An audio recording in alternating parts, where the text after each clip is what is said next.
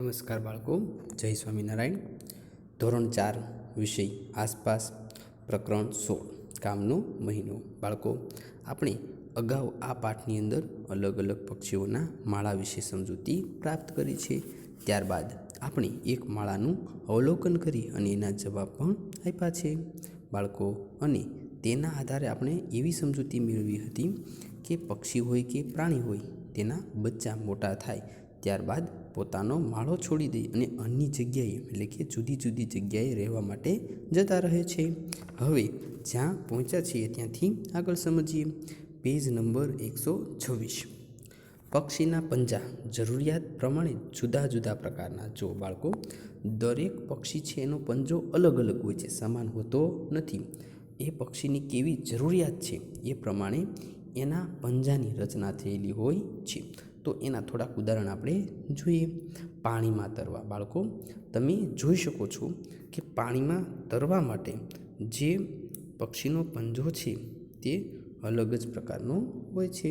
તમે પહેલું જુઓ તો કે પાણીમાં તરવા માટે આ રહેલો પંજો છે તે ભેગો એટલે કે જોઈન્ટ થયેલો હોય છે, કારણ કે તેને પાણીમાં તરવાનું હોય છે.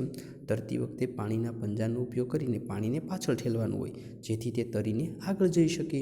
એટલા માટેની પંજાની રચના જેવી થઈ હોય છે કે તે પાણીમાં આસાનીથી તરી શકે.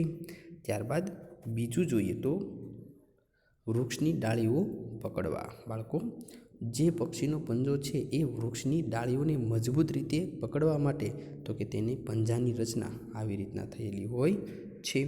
ત્યારબાદ જોઈએ તો ખોરાક ઝડપવા, શિકાર કરવા. બાળકો, જે શિકાર કરતા જે પક્ષીઓ છે તેના પંજા આ પ્રકારના હોય છે. એના નખ મોટા મોટા હોય છે, જેના લીધે તે પોતાના શિકાર ઉપર તરાપ મારી અને તેને ઝડપથી પકડી લે છે અને પોતાના પંજામાંથી છૂટે નહીં એવો પૂરતો પ્રયત્ન કરે છે.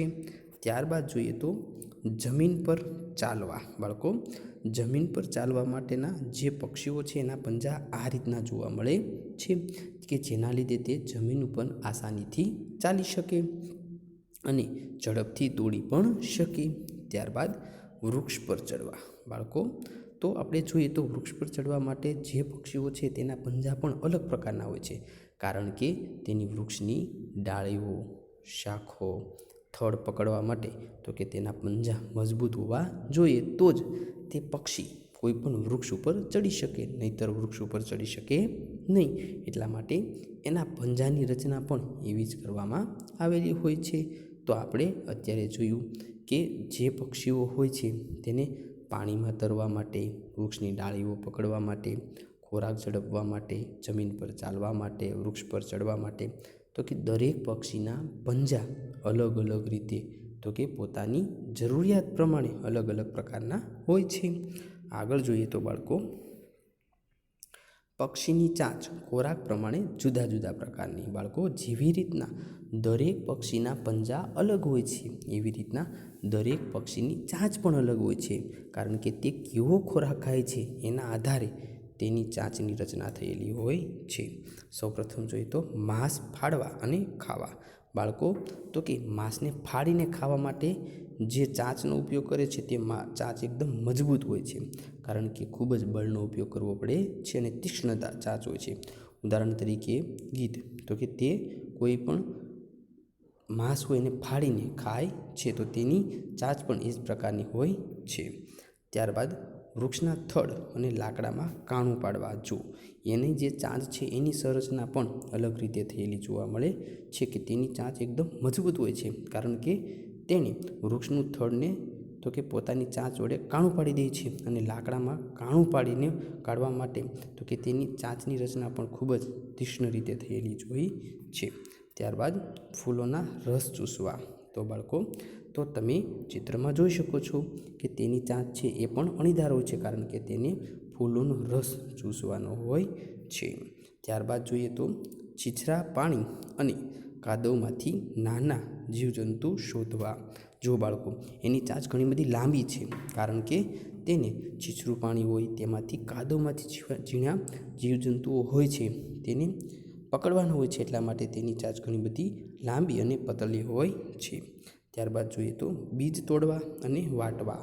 તો તેની ચાંચ છે નાની અને આ સરળ ભાષામાં જોઈએ તો એકદમ નાજુક હોય છે, કારણ કે તેને માત્ર બીજ તોડવા અને તેને વાટવા માટે પોતાની ચાંચનો ઉપયોગ કરવાનો હોય છે.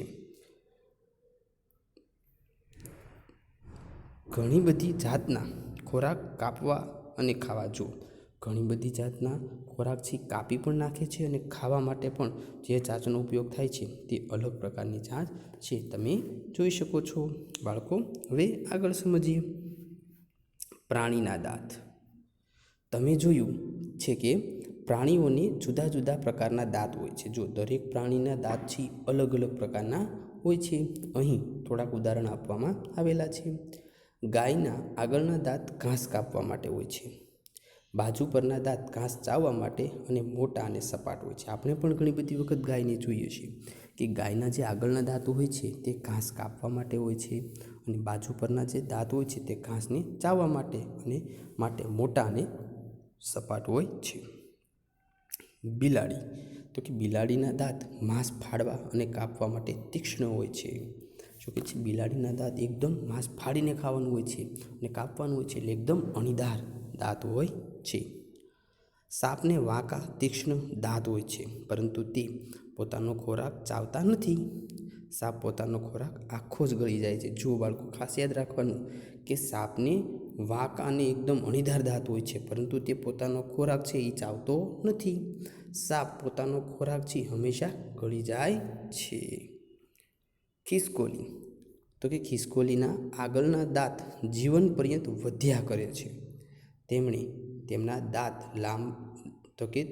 તેમના લાંબા કરેલા દાંત વડે વસ્તુઓ કોતરવાની હોય છે. શું કહે છે? કે ખિસકોલી હોય છે એના આગળના દાંત છે ને એ જીવનભર, જેટલી એની ઉંમર મોટી થતી જાય છે એમ એના આગળના દાંત સતત વધ્યા કરે છે અને તેમણે આ પોતાના જે લાંબા દાંત હોય છે એના વડે તો કે કોઈ પણ વસ્તુને કોતરવાની હોય છે. તમે પણ ઘણી બધી વખત ખિસકોલીઓને જોઈ હશે. બાળકો, હવે આગળ સમજીએ. બાળકો, આના આધારે આપણને એવો પ્રશ્ન પૂછાઈ શકે કે માંસાહારી પ્રાણીઓના દાંત કેવા હોય છે. તો આપણે આ ઉપર પણ જોયું, સમજ્યા છીએ કે માંસાહારી પ્રાણીઓના દાંત તીક્ષ્ણ અને અણીદાર હોય છે. ત્યારબાદ એવો પ્રશ્ન પૂછાય, નાના બાળકોના દાંતને કયા નામે ઓળખવામાં આવે છે? તો કે નાના બાળકોના જે દાંત હોય છે ને તે દુધિયા દાંત તરીકે ઓળખવામાં આવે છે. ખિસકોલી, સસલું અને ઉંદરના દાંત શા કામમાં આવે છે? તો આપણે કહી શકીએ કે ખિસકોલી, સસલું અને ઉંદરના દાંત છે એ ખોરાકને કાપવા કે કોતરવાના કામમાં આવે છે. બાળકો, હવે આગળ જોઈએ. તમારા પોતાના દાંત વિશે શોધી કાઢો અને લખો. બાળકો, આપ જેટલા પણ કોષ્ટક અને નીચે પ્રશ્નો આપ્યા છે એના જવાબ તમારે જાતે લખવાના છે, કારણ કે અહીં તમારે તમારા દાંત વિશે લખવાનું છે. તમારી ઉંમર, તો અહીં ઉદાહરણ તરીકે કહું કે ચોથા ધોરણના બાળકો એની ઉંમર 10 કે 11 વર્ષની હોય, આપણે કહી શકીએ 10 વર્ષ. તમે તમારી ઉંમર લખવાની છે. તમારા દાંત કેટલા છે? બાળકો, તમે તમારા દાંત ગણો, કેટલા છે એ લખો. હું અહીં કહીશ 24. તમારે પોતાના દાંત ગણી અને લખવાના છે. તમારા કોઈ દાંત તૂટી અથવા પડી ગયા છે? કેટલા? બાળકો, ઘણી બધી વખત હું કહું તો કે મેં જોયેલા જે બાળક છે એના 4 દાંત પડી ગયા છે. તમારે જોવાનું છે કે તમારા દાંત તૂટી અથવા પડી ગયા છે તો કેટલા, તમારે જાતે નોંધ કરવાની છે. તમને કેટલા નવા દાંત આવ્યા છે? બાળકો, તમારે જોવાનું છે કે ખરેખર તમારે કેટલા નવા દાંત આવેલા છે. તો હું કહીશ કે મેં જોયેલું જે બાળક છે એને 3 દાંત આવેલા છે. તમારા કેટલા દુધિયા દાંત પડી ગયા છે, પરંતુ તેની જગ્યાએ નવા દાંત આવ્યા નથી. જુઓ બાળકો, ઘણા બધા બાળકો હોય છે એને દુધિયા દાંત પડે છે પરંતુ નવા આવતા નથી, એટલે કે આવે છે પણ વાર લાગે છે. તો હું અહીં કહીશ કે મારે, એટલે કે મેં જોયેલું જે બાળક છે એને તો કે દાંતની જગ્યાએ હજી નવો દાંત આવ્યો નથી. તમે પણ તમારી રીતે નોંધવાનું છે. જો નવા દાંત આવી ગયા હોય તો લખ્યું કે નવા દાંત આવી ગયા છે. જો પડ્યા જ ન હોય તો લખવાનું પડ્યા નથી. દાંત વિશે વધારે શોધો. તમારા મિત્રના દાંત જુઓ. શું તે જુદા પ્રકારના દાંત છે? તમારી નોટબુકમાં એક આગળનો અને એક પાછળનો દાંત દોરો. આ દાંત વચ્ચે તમે કોઈ તફાવત જોઈ શકો છો? બાળકો, તમારે સૌપ્રથમ તમારા મિત્રના દાંત જોવાના છે. શું તે ખરેખર જુદા પ્રકારના દાંત છે? ત્યારબાદ તમારી નોટબુકમાં એક આગળનો દાંત દોરવાનો છે અને એક પાછળનો દાંત, એમાં શું તફાવત છે એ જુઓ. તો હું કહીશ કે આગળનો દાંત હોય છે છેક મૂળ સુધી એક સરખી પહોળાઈ ધરાવે છે, જ્યારે જે પાછળના દાંતને છે એને દાઢ કહેવાય. તે ઉપરથી પહોળા હોય છે અને નીચે મૂળમાંથી સાંકડા થયેલા દેખાય છે. તો આ બંને વચ્ચે આવો તફાવત જોવા મળે છે. બાળકો, આગળ સમજીએ તો તમારા મિત્રના દાંત તમે જોજો, એમાં શું તફાવત છે એ તમારે નોંધવાનું છે. કલ્પના કરો, માત્ર વિચારવાનું છે. જો તમારે આગળના દાંત ન હોય, બંને ઉપર અને નીચે, તો તમે જામફળ કેવી રીતે ખાવું? અભિનય કરી બતાવો કેવી રીતે. બાળકો, તમારે ઘરે જ આ પ્રવૃત્તિ કરવાની છે કે તમારે એક પણ દાંત ન હોય તો, આગળના દાંત ન હોય તો તમે શું કરશો? ઉપર નીચેના આગળના તો કે ઉપર નીચેના બંને દાંત ન હોય તો શું કરશો? જામફળ કઈ રીતે ખાશો? ઘરે અભિનય કરીને જુઓ. તમારે આગળના દાંત છે પરંતુ પાછળના એક પણ દાંત નથી. તમને કોઈ રોટલી આપે છે, તે તમે કેવી રીતે ખાશો? બતાવો બાળકો. તમારે આગળના દાંત તો છે પરંતુ પાછળના એક પણ દાંત નથી, તો તમને રોટલી આપે તમે કઈ રીતે ખાશો? તો તમે પણ એ પણ અભિનય કરીને ઘરે જ જોવાનું છે. તમારા મોંમાં એક પણ દાંત નથી, તમે કેવા પ્રકારની વસ્તુઓ ખાઈ શકશો? બાળકો, તમારા ઘરે કોઈ દાદા દાદી હોય કે જેની ઉંમર થઈ ગઈ હોય તો તમારે જોવાનું છે કે એની એક પણ દાંત હોતો નથી, તો એ કઈ રીતના વસ્તુઓ ખાય છે અને કઈ કઈ વસ્તુઓ ખાય છે એ નોંધ તમારે કરવાની છે. બરાબર છે બાળકો? અથવા કોઈ વડીલને પૂછીને નોંધ કરવાની છે. તમારે દાંત ન હોય તો કેવા લાગો? બાળકો, તમારી નોટબુકમાં ચિત્ર દોરો કે તમારે એક પણ દાંત ન હોય તો તમે કેવા લાગો, વિચારો અને એ ચિત્ર તમારી નોટબુકમાં દોરો.